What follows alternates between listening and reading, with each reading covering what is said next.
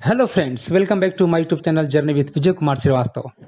Today we are going to study the topic cooperative farming. So let's proceed.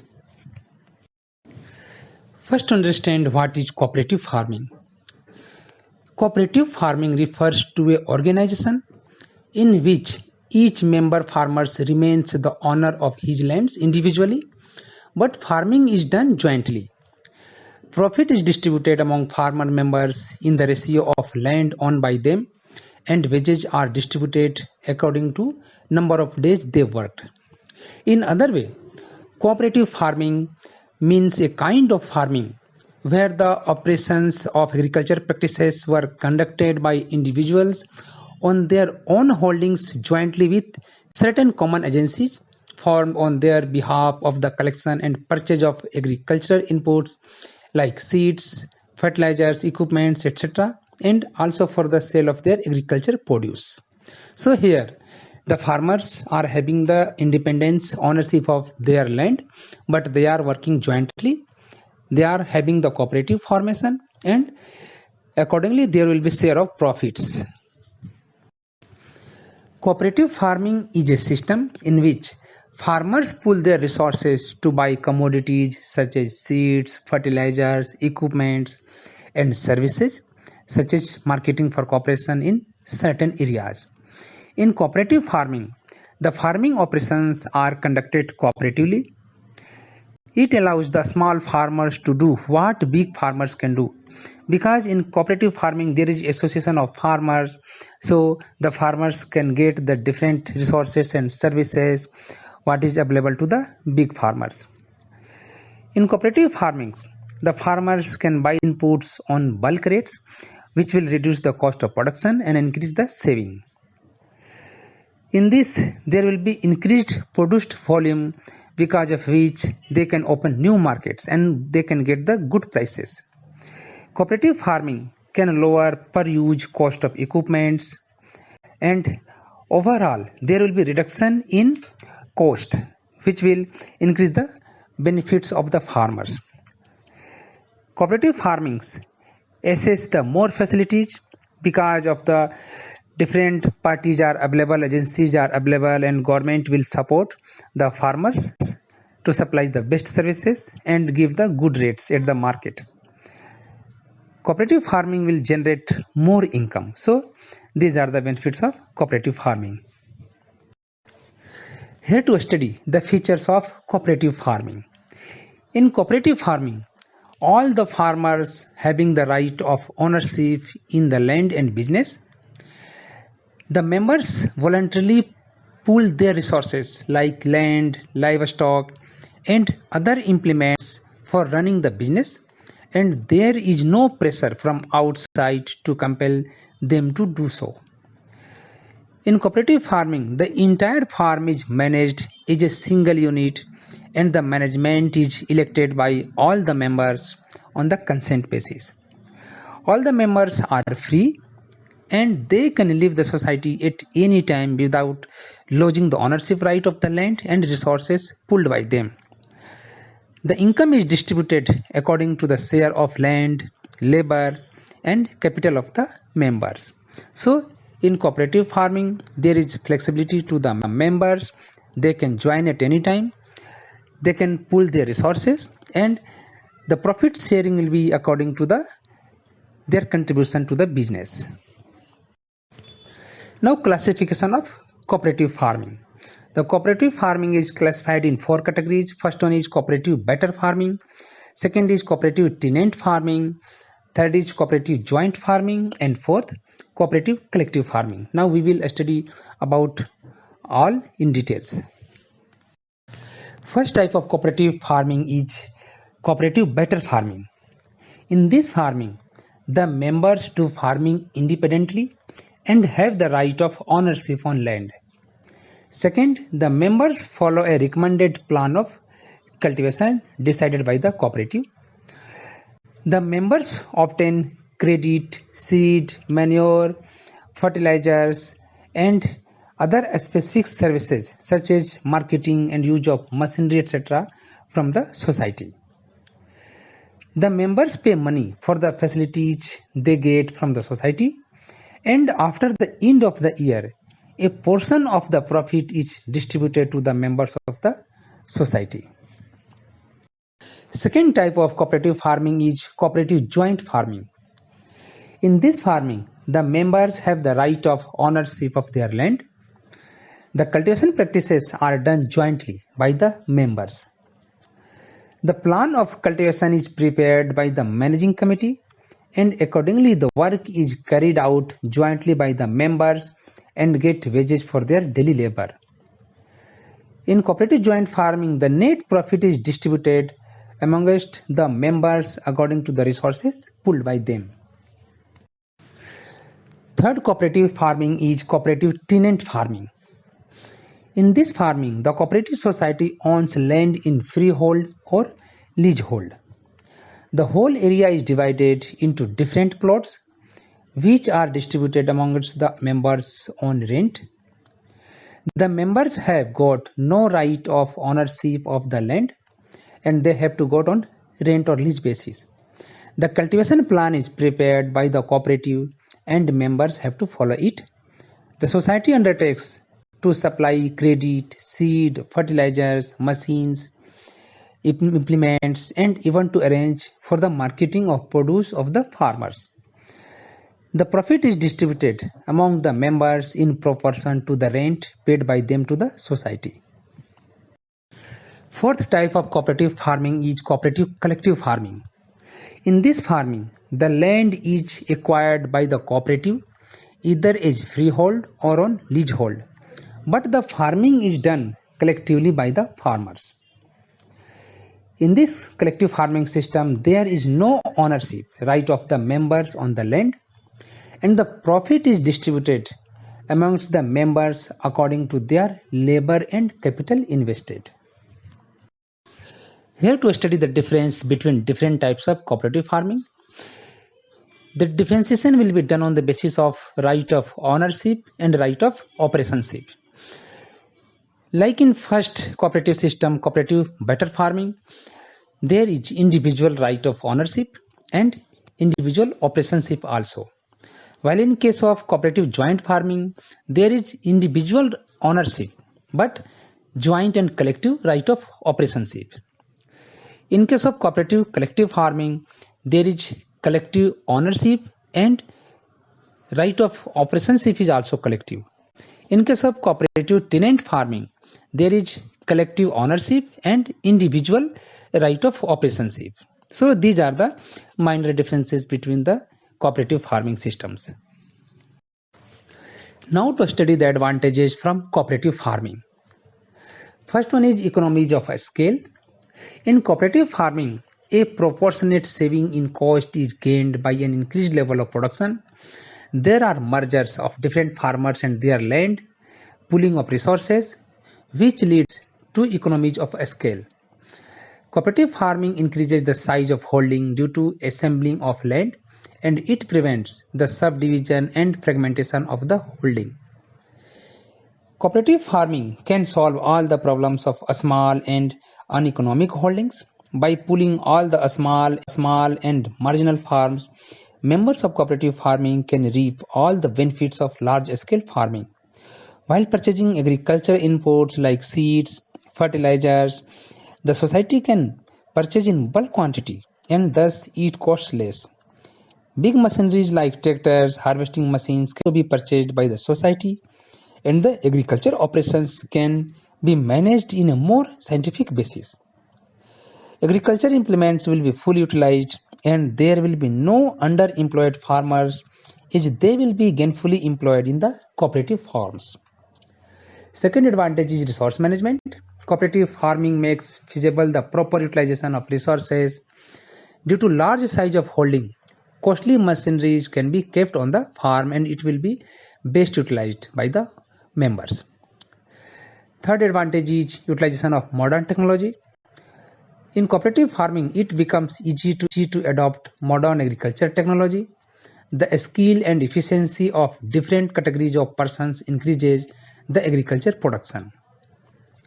Fourth advantage is marketable surplus because of increase in marketing efficiency. The marketable surplus of food grain and industrial raw materials can be transported and marketed on a bulk basis suitably by the society and also can fetch best remunerative prices. Fifth advantage is release of workers. In cooperative farming, increases the employment opportunities to the landless laborers. Higher productivity in cooperative farming will pave the way for release of workers from agricultural to non-agriculture operations, whose scope expands considerably with economic progress. Sixth advantage is credit worthiness. In cooperative farming, it is easy to get the credit. Cooperative farming can attain higher credit worthiness as compared to that of individual farming, as such large scale farming can attract greater amount of finance for its productive activities. Seventh advantage is administrative convenience. Cooperative farming is advantageous for the government on administrative point of view so as to collect taxes, distributing subsidies, and also for introducing improved method of production. Eighth advantage is social arguments. Cooperative farming are having some social and political arguments in its favor as it can inculcate the spirit of cooperation among the various members of the society. Moreover, cooperative farming can create mutual confidence, feeling of fraternity and friendship among the members, and thus it facilitates collective thinking and collective action among the members of the society. Ninth advantage is socio and economic security. In cooperative farming, there is cooperation, contribution of all farmers, and they are having the joint responsibilities. So it provides better socio and economic security. Now to study the challenges in cooperative farming. Cooperative farming was very much popular at initial part of economic planning in India. In order to develop cooperative farming, various facilities and incentives in the form of financial assistance, technical assistance, subsidies to supply high-yielding varieties, fertilizers and other inputs were advanced by the government. But the progress of cooperative farming was very much disappointing. It is also revealed that the cooperative farming is still being practiced as a convenient method to bypass land reforms, and thus it is helping the privileged classes to maintain a status quo and also for getting better facilities in terms of grants and loans from government agencies. There are various challenges which are working as a constraint in the development and success of cooperative farming, about which we will discuss here. First one is limited capital.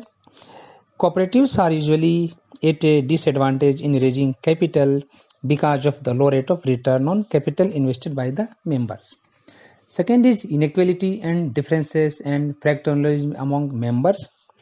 Cooperative farming failed to make a frontal attack on the prevailing inequality in the economic structure is the traditional status distinction of landowners, landless laborers, and sharecroppers are still being maintained. Once the initial enthusiasm about the cooperative ideal is exhausted, differences in group members, then it is becoming difficult to get full cooperation from the members.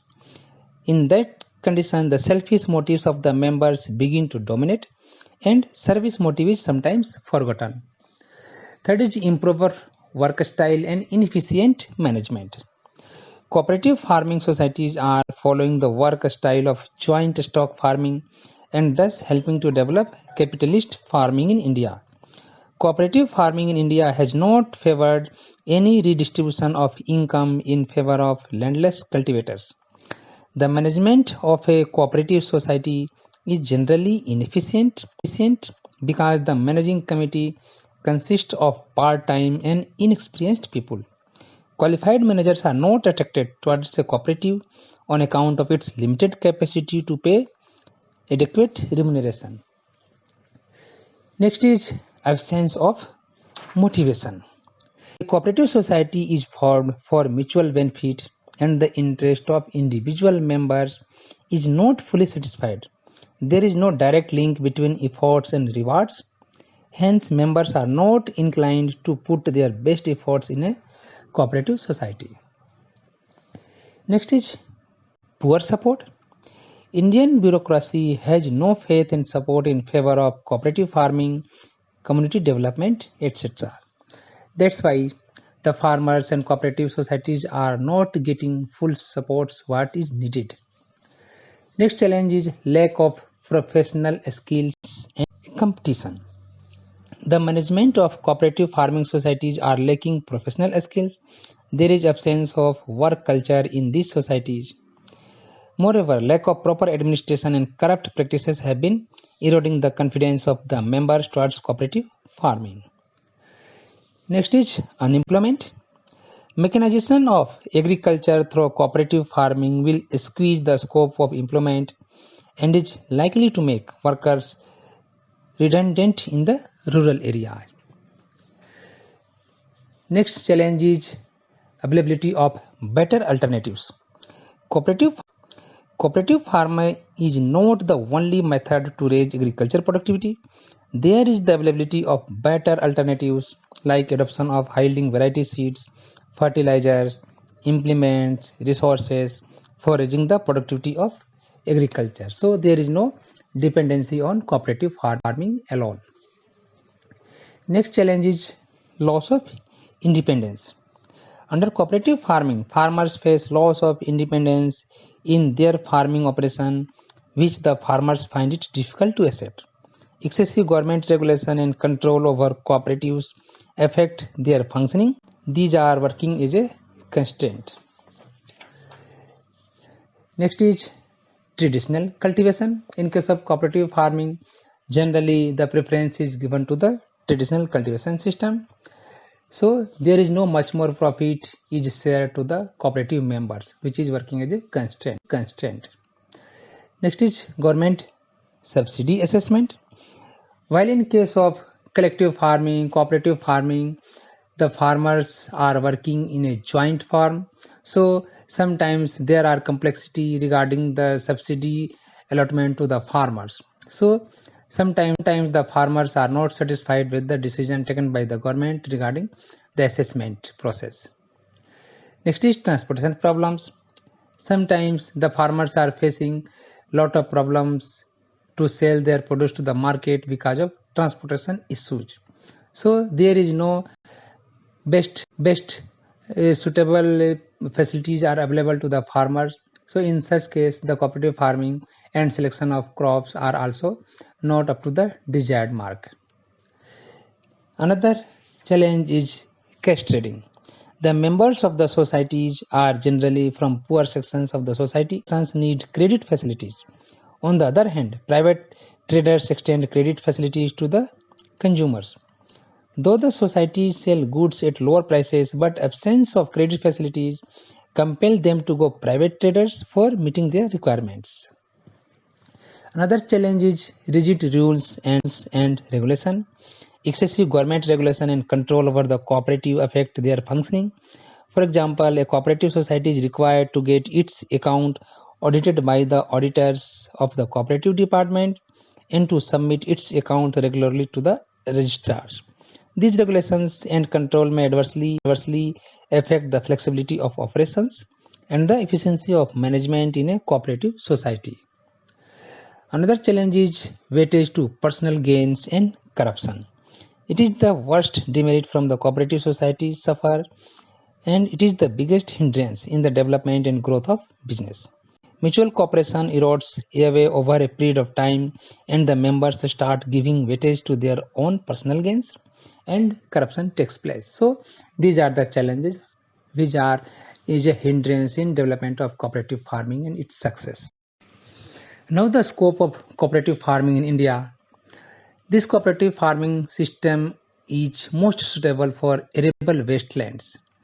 The resources which are not available with the farmers can be got from cooperative societies, and cooperative farming is most suitable where size of holding is very small, and with the adoption of cooperative farming it's become large and farmers are in position to get the resources for their better cultivation practices. So definitely the focus should be given for the further development of cooperative farming.